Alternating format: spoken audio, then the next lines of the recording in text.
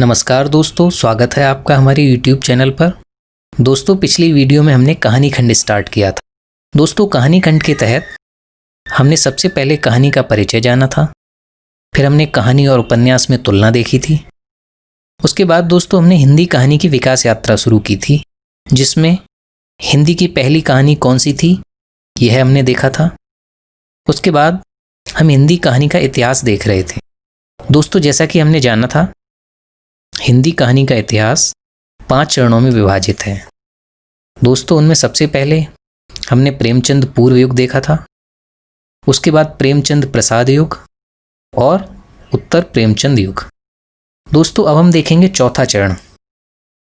दोस्तों, हिंदी कहानी का चौथा चरण नई कहानी के नाम से जाना जाता है। दोस्तों, यह हिंदी कहानी के इतिहास का सबसे महत्वपूर्ण आंदोलन है। यह आंदोलन 1955 से 1963 के बीच विकसित हुआ। दोस्तों, 1956 ईस्वी में भैरव प्रसाद गुप्त के संपादन में नई कहानी नाम से एक विशेषांक निकला। इसी के आधार पर इन कहानियों को नई कहानी कहा गया। दोस्तों, नई कहानियों के प्रस्तावकों में मोहन राकेश, राजेंद्र यादव तथा कमलेश्वर हैं। इस आंदोलन से जुड़े अन्य प्रमुख कहानीकार निर्मल वर्मा, ऊषा प्रियंवदा, कृष्णा सोबती, अमरकांत और मन्नू भंडारी हैं। दोस्तों, डॉक्टर नामवर सिंह ने निर्मल वर्मा द्वारा लिखित परिंदे कहानी को पहली नई कहानी माना है, जबकि बच्चन सिंह ने मार्कंडेय द्वारा रचित दादी कहानी को पहली नई कहानी माना है। दोस्तों, सामान्य मान्यता यह है कि परिंदे हिंदी की पहली नई कहानी है। आइए दोस्तों देखते हैं नई कहानी आंदोलन के तहत हमें क्या क्या पढ़ना है। सबसे पहले नई कहानी बनने की पृष्ठभूमि में क्या क्या परिस्थितियां थीं, नई कहानी को नई कहानी क्यों कहते हैं, और दोस्तों नई कहानी की विशेषताएं या प्रवृत्तियां क्या हैं। फिर हम देखेंगे नई कहानी की सीमाएं क्या हैं। फिर हम दोस्तों नई कहानी का मूल्यांकन भी करेंगे और कुछ कहानीकार जैसे मोहन राकेश और कृष्णा सोबती के बारे में हम विस्तार से देखेंगे। आइए दोस्तों देखते हैं नई कहानी की परिस्थितियां। दोस्तों, 1950 ईस्वी के बाद हिंदी साहित्य की हर विधा में नवलेखन की प्रवृत्ति विकसित हुई। जैसे कविता के मामले में नई कविता, समीक्षा के मामले में नई समीक्षा, उपन्यास में नया उपन्यास और कहानी में नई कहानी। दोस्तों, इस समय आज़ादी से मोहभंग होने लगा था, इसलिए साहित्यकारों को भी निरर्थकता का बोध होने लगा। यह दौर था जब तीव्र शहरीकरण हो रहा था। इसकी वजह से अकेलापन और अलगाव बढ़ रहा था। इसी के परिणाम स्वरूप व्यक्ति संबंधहीन, एकाकी और निरर्थक जीवन जीने को मजबूर हो गए थे। दोस्तों, इसी दौर में शहरी व शिक्षित मध्यवर्ग का तेजी से विकास हुआ, जो सामाजिक दायित्वों के स्थान पर व्यक्तिगत हितों और सपनों को लेकर ज्यादा चिंतित थे। दोस्तों, इसी दौर में नारियां शिक्षित होना आरंभ हुई, आत्मनिर्भर हुई और स्वतंत्र होने लगी। इस कारण स्त्री पुरुष संबंधों में बुनियादी परिवर्तन आने शुरू हुए, जिसके परिणाम स्वरूप पारिवारिक ढांचा टूटने लगा और परंपरागत यौन नैतिकता को खारिज किया जाने लगा। इन सब विषयों को नई कहानी ने अपना विषय बनाया। दोस्तों, नई कहानी आंदोलन का वैचारिक प्रेरणा स्रोत अस्तित्ववादी विचारधारा है। दोस्तों, इस विचारधारा की नई कहानी के उद्भव में महती भूमिका है। इस विचारधारा के अनुसार मनुष्य को स्वयं को साध्य समझते हुए अपने जीवन की महत्वपूर्ण निर्णयों में स्वयं चयन करना चाहिए। आइए दोस्तों जानते हैं नई कहानी को नई कहानी क्यों कहते हैं।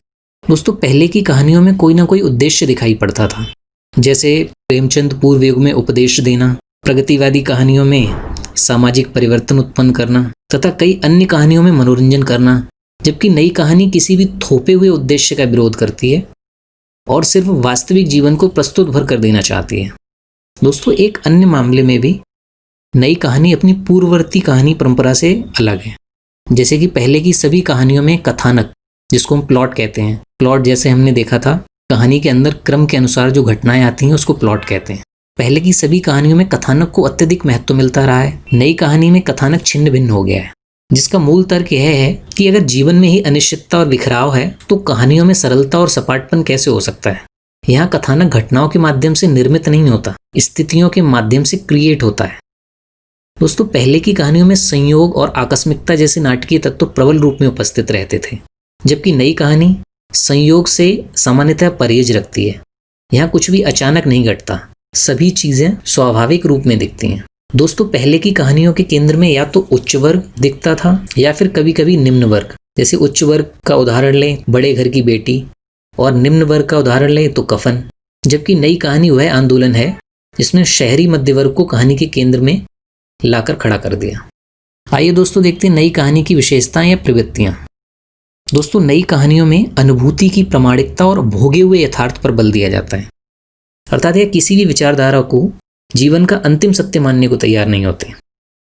इनका मानना है कि कहानी जीवन के वास्तविक अनुभवों के प्रति जवाबदेह होनी चाहिए। नई कहानी के केंद्र में शहरी मध्य वर्ग का जीवन होता है। दोस्तों बड़े शहरों में मध्य वर्ग की कुछ विशिष्ट समस्याएं होती हैं, जैसे अपनी जड़ों से उखड़ने की त्रासदी और सामाजिक संबंधों के अभाव से उत्पन्न होने वाला अकेलापन, संत्रास, अजनबीपन व निरर्थकता का बोध आदि। दोस्तों नई कहानी ने शहरी मध्य वर्ग की इन पीड़ाओं को विस्तार पूर्वक व्यक्त किया है। ऐसी कुछ प्रसिद्ध कहानियां हैं जैसे अकेली मन्नू भंडारी, राजेंद्र यादव की टूटना, मोहन राकेश की मिस पॉल। दोस्तों ये सभी कहानियां हैं जो शहरी मध्य वर्ग को केंद्र में रखती हैं। दोस्तों तीसरी विशेषता है कि नई कहानी का सबसे प्रमुख विषय मानवीय संबंधों में विद्यमान बिखराव की समस्या है। इसके उदाहरण हैं भीष्म साहनी की कहानी चीफ की दावत, जिसमें एक वृद्धा के अनुपयोगी तथा अप्रस्तुति योग्य होने का दर्द व्यक्त किया गया है, और उषा प्रियमदा की कहानी वापसी, जिसमें एक रिटायर्ड व्यक्ति अपने घर लौटता है और पाता है कि वहां उसकी कोई ज़रूरत नहीं। दोस्तों नई कहानियों का एक अन्य महत्वपूर्ण विषय नारी और पुरुष के संबंधों में आया हुआ महत्वपूर्ण परिवर्तन है। दोस्तों 19वीं सदी के नवजागरण से जो नारी मुक्ति आंदोलन शुरू हुआ, उसने 1955 तक पहुंचते पहुंचते नारी को कई आर्थिक सामाजिक प्रतिबंधों से मुक्त कर दिया। शहरों में रहने वाली आत्मनिर्भर नारी आत्मसम्मान से समझौता करने को तैयार नहीं थी, जबकि सामंती परंपराओं की जकड़न से बंधा हुआ पुरुष उसे स्वतंत्र व्यक्ति का दर्जा देने को तैयार नहीं था। दोस्तों नई कहानियों में तलाक और विवाहेतर संबंध जैसी प्रवृत्तियों को भी दर्शाया गया, जिनमें धर्मवीर भारती की सावित्री नंबर 2, निर्मल वर्मा की लंदन की एक रात, मन्नू भंडारी की यही सच है और मोहन राकेश की एक और जिंदगी। ये कहानियां नारी और पुरुष के संबंधों में आए हुए महत्वपूर्ण बदलाव की प्रवृत्ति का प्रतिनिधित्व करती हैं। दोस्तों नई कहानियों में यौन नैतिकता की पुनर्व्याख्या की गई है। परंपरा में माना जाता रहा है कि कोई व्यक्ति नैतिक है या नहीं, इसका जीवन उसके यौन जीवन की एक निष्ठता से किया जाना चाहिए। नई कहानी के समर्थक इस धारणा को नकारते हैं। दोस्तों इसके अलावा नई कहानी में कुछ कहानियां ऐसी भी मिलती हैं जो शहरी यथार्थ और संबंधों के टूटने जैसे विषयों से भिन्न हैं। ये वे कहानियां हैं जिनमें अपने समय की सामाजिक समस्याओं का दंश नजर आता है। ऐसी प्रसिद्ध कहानियों में अमरकांत की जिंदगी और जोंक, यह वंचित वर्ग के शोषण की समस्या है। मोहन राकेश की मलबे का मालिक, यह विभाजन की त्रासदी पर आधारित है।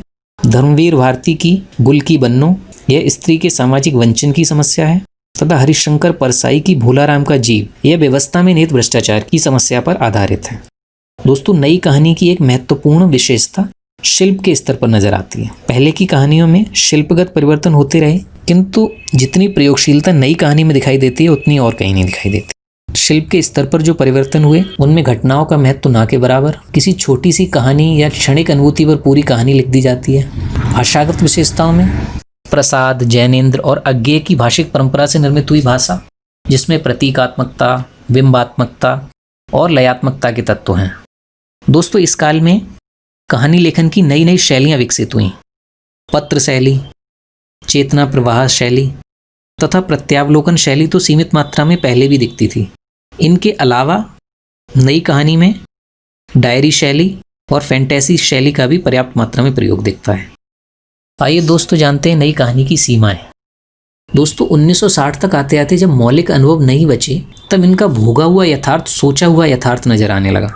दोस्तों नई कहानी का दावा था कि यह प्रामाणिक अनुभूतियों की कहानी है, जबकि 1960 तक आते आते मौलिक अनुभव नहीं बचे, तब इनका भोगा हुआ यथार्थ सोचा हुआ यथार्थ नजर आने लगा। दोस्तों इस दौर में केवल शहरी मध्य वर्ग की समस्याओं पर केंद्रित कहानियां लिखी गईं और सिर्फ समस्याओं को उठाया भर गया है, उनका कोई समाधान प्रस्तुत नहीं किया गया। अतः नई कहानियां सामाजिक निष्क्रियता की कहानियां कहलाती हैं। दोस्तों इन कहानियों की एक सीमा यह भी है कि कहीं कहीं पर इनमें यौन प्रसंगों को अनावश्यक रूप से ठूंसा गया है। इसी प्रकार नई कहानी की शुरुआत तो रोमानियत और कल्पना का विरोध करने से हुई थी, किंतु आगे चलकर कई नई कहानियों में यही तत्व प्रबल हो गए। उदाहरण के लिए एक कहानी है नीली झील, जिसका नायक प्रेमिका से प्रेम करने के लिए झील को खरीद लेता है। यह प्रसंग कल्पना की पराकाष्ठा है। आइए दोस्तों नई कहानी आंदोलन का मूल्यांकन करते हैं। दोस्तों नई कहानी ने पहले की कहानी परंपरा को एक झटके में बदल डाला। दोस्तों इन कहानियों में प्रेमचंद का ग्रामीण और सामाजिक यथार्थ हाशिए पर चला गया और शहरी मध्य वर्ग का भोगा हुआ यथार्थ अपनी तमाम निराशा और मोहभंग के साथ केंद्र में आ गया। दोस्तों इस दौर में कथानक और भाषा शैली के स्तर पर व्यापक परिवर्तन हुए। जैसा कि हमने देखा कि प्लॉट यानी कथानक नाम मात्र का रह गया, भाषा शैली में भी परिवर्तन हुए, जैसे प्रतीकात्मकता, बिंबात्मकता और लयात्मकता के तत्व इनमें बड़ी मात्रा में दिखाई देने लगे। दोस्तों इस कहानी पर एक आक्षेप भी है कि यह सामाजिक निष्क्रियता और अत्यधिक प्रयोगशीलता की कहानी है। लेकिन दोस्तों अगर हम समग्रता देखेंगे तो हिंदी कहानी के इतिहास का सबसे सशक्त रूप यही नजर आता है। आइए दोस्तों बात करते हैं कहानीकार मोहन राकेश के बारे में। दोस्तों मोहन राकेश नई कहानी आंदोलन के 3 प्रस्तावकों में से एक हैं। जैसा कि हम जानते हैं अन्य 2 प्रस्तावक राजेंद्र यादव और कमलेश्वर हैं। इनकी पहली कहानी दो राह थी। दोस्तों मोहन राकेश पर अस्तित्ववाद की विचारधारा का सबसे ज्यादा प्रभाव था। वे अस्तित्ववाद के इस विचार से सहमत थे कि मनुष्य के जीवन की सबसे बड़ी समस्या निर्णय न ले पाना या गलत निर्णय लेना है। इस प्रक्रिया में उसका जीवन विसंगत होता चला जाता है। उनके कुल 5 कहानी संग्रह प्रकाशित हुए, जिनमें इंसान के खंडहर, नए बादल, जानवर और जानवर, एक और जिंदगी और फौलाद का आकाश। दोस्तों मोहन राकेश का एक कथन है, मेरी कहानियां संबंधों की यंत्रणा को अपने अकेलेपन में झेलते लोगों की कहानियां हैं। दोस्तों इनके अनुसार चरित्रों में ना कोई नायक होता है और ना ही कोई खलनायक। नायकत्व और खलनायकत्व परस्पर घुलनशील हैं। दोस्तों एक ही व्यक्ति के अंदर राम भी होता है और रावण भी होता है। देखना यह है कि किन परिस्थितियों में उसके कौन से तत्व प्रबल रूप में उभर कर आते हैं। दोस्तों कुछ समीक्षक मोहन राकेश की कहानियों को स्थिति प्रधान कहानियां कहते हैं। स्थिति प्रधान कहानियों से तात्पर्य है कि चरित्रों ने कुछ अच्छा या कुछ बुरा करने का निर्णय किन परिस्थितियों में लिया है। आइए दोस्तों जानते हैं कृष्णा सोबती के बारे में। दोस्तों कृष्णा सोबती को 2017 में ज्ञानपीठ पुरस्कार प्रदान किया गया था। दोस्तों अगर हमने अखबारों में देखा हो तो पिछले ही वर्ष इनकी मृत्यु हुई है। दोस्तों कृष्णा सोबती नारी लेखन परंपरा की सबसे सशक्त हस्ताक्षर हैं। उनकी सबसे प्रसिद्ध लंबी कहानी है मित्रों मर जानी। यह हिंदी की अब तक की सबसे बोल्ड कहानियों में शुमार है। दोस्तों कृष्णा सोबती का एक प्रसिद्ध कहानी संग्रह बादलों के घेरे है। इसमें शामिल सभी कहानियां नई कहानी आंदोलन से जुड़ती हैं। इन कहानियों की मूल समस्या पारिवारिक संबंधों की टूटन और स्त्री पुरुष संबंधों में आया बदलाव आदि हैं। दोस्तों बादलों के घेरे में उनकी लंबी कथा यात्रा को समेटती 24 कहानियां हैं। इन सभी कहानियों को मोटे तौर पर 3 वर्गों में बांटा जा सकता है। जिनमें पहला वर्ग है प्रेम और स्त्री पुरुष संबंधों की कहानियां, जिनमें बादलों के घेरे, कुछ नहीं कोई नहीं, दोहरी सांझ, पहाड़ों के साए तले, दो राहें दो बाहें आदि इसी वर्ग की कहानियां। दोस्तों दूसरा वर्ग है स्त्री की नियति को उसके परिवेशगत द्वंद्वात्मक संबंधों के संदर्भ में आंकने की कोशिश। दोस्तों इन कहानियों में कृष्णा सोबती निषेध और नकारवादी दृष्टि को खारिज करती हुई स्त्री की यातना और उसके पूरे सामाजिक परिप्रेक्ष्य में अंकित करती हैं। इस वर्ग की कहानियों में उल्लेखनीय हैं बदली बरस गई, गुलाब जल गंडेरिया और आज़ादी शम्मो जान की। दोस्तों तीसरे वर्ग की कहानियां अविभाजित पंजाब और देश विभाजन की त्रासदी से संबंधित हैं। इन कहानियों में सिक्का बदल गया, डरो मत और मैं तुम्हारी रक्षा करूंगी आदि कहानियां आती हैं। दोस्तों कृष्णा सोबती की भाषा में देशज शब्दों का प्रचुर मात्रा में प्रयोग मिलता है। उन्होंने कथ्य के अनुरूप भाषा का चयन किया। पंजाबी मिश्रित हिंदी भाषा शैली के विकास का श्रेय उन्हीं को जाता है। उनकी कहानियों में पहली बार नारी को स्वतंत्र व्यक्ति का दर्जा प्राप्त हुआ। 5वां चरण है समकालीन कहानी या जिसको साठोत्तरी कहानी कहते हैं। साठोत्तरी इसलिए क्योंकि ये 1960 के बाद के दौर की कहानियां हैं। इन कहानी आंदोलनों में सबसे पहला कहानी आंदोलन है अकहानी, दूसरा समानांतर कहानी, तीसरा जनवादी कहानी और चौथा सचेतन कहानी, फिर सहज कहानी और आखिरी है सक्रिय कहानी। आइए दोस्तों साठोत्तरी कहानी के सबसे पहले आंदोलन अकहानी को देखते हैं। इसका सूत्रपात 1960 के दशक में नई कहानी के विरोध में हुआ। दोस्तों, यह कहानी आंदोलन फ्रांस के एंटी स्टोरी मूवमेंट से प्रभावित आंदोलन है। इस आंदोलन की कहानियों में जीवन के प्रति अस्वीकार का भाव दिखता है। दोस्तों, ठीक इसी प्रकार का अस्वीकार का भाव अकविता की कविताओं में भी दिखता है। दोस्तों, यह कहानी आंदोलन सभी मूल्यों में गहरी अनास्था प्रकट करता है तथा अजनबीपन और निरर्थकता बोध को प्रश्रय देता है। कहानी के कुछ प्रमुख उदाहरण हैं गंगा प्रसाद विमल की प्रश्न चिन्ह, दूधनाथ सिंह की रीछ, रविंद्र कालिया की 9 साल छोटी पत्नी, अवध नारायण सिंह की आकाश का दबाव। दोस्तों, कहानी आंदोलन की कुछ प्रमुख विशेषताएं हैं। दोस्तों, पहली विशेषता के तहत जीवन मूल्यों का तिरस्कार। दोस्तों, कहानी जीवन मूल्यों को चुनौती देती हुई कुछ नए प्रश्न उपस्थित करती है। यही कारण है कि इसमें भावबोध के धरातल पर आत्मपीड़न, ऊब, अकेलापन, अजनबीपन और विसंगति का चित्रण दिखाई देता है। दोस्तों, गंगा प्रसाद विमल कहानी को व्याख्यायित करते हुए कहते हैं, कहानी कथा के स्वीकृत आधारों का विशेष तथा किसी भी तरह के मूल्य स्थापना का अस्वीकार है। दोस्तों, इस कहानी आंदोलन की दूसरी प्रमुख विशेषता है परंपरा का पूर्ण नकार। कहानी पुरानी व्यवस्था से कोई संबंध नहीं रखना चाहती, बल्कि उसके प्रति नफरत और गुस्से की आग से जल रही मालूम पड़ती है। इस कहानी आंदोलन में पति और पत्नी के दाम्पत्य जीवन के पुराने मूल्य जैसे सतीत्व, पतिव्रत आदि भी ध्वस्त होते हुए दिखाई देते हैं। उनकी जगह घुटन, तनाव और नफरत ने ले ली है। दोस्तों, इन कहानियों में अतिशय आधुनिकता भी दिखाई गई है और इसी कारण यह समाज से कट जाती है। कहानी संबंधहीनता और संबंधाभाव की स्थितियों को उभारती है। इसमें संबंधों के जिस संसार का चित्रण है वह बहुत भयावह है, तकलीफदेह और निर्मम है। कहानी पर विदेशी आधुनिकता का बहुत अधिक प्रभाव दिखाई देता है। इस कहानी आंदोलन में व्यक्ति की निराशा, कुंठा और पराजय का चित्रण अधिक किया गया है तथा कहानी आम आदमी की जिंदगी की मूल समस्याओं से कटी हुई नजर आती है। दोस्तों, कहानी की एक और प्रमुख विशेषता है यौन उन्मुक्तता।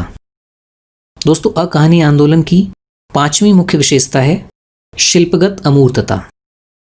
अर्थात शिल्प के स्तर पर कहानी आंदोलन पारंपरिक शिल्प का तो विरोध करता ही है, साथ में शिल्प के प्रति भी उदासीन है, यानी यह एक शिल्पहीन आंदोलन है।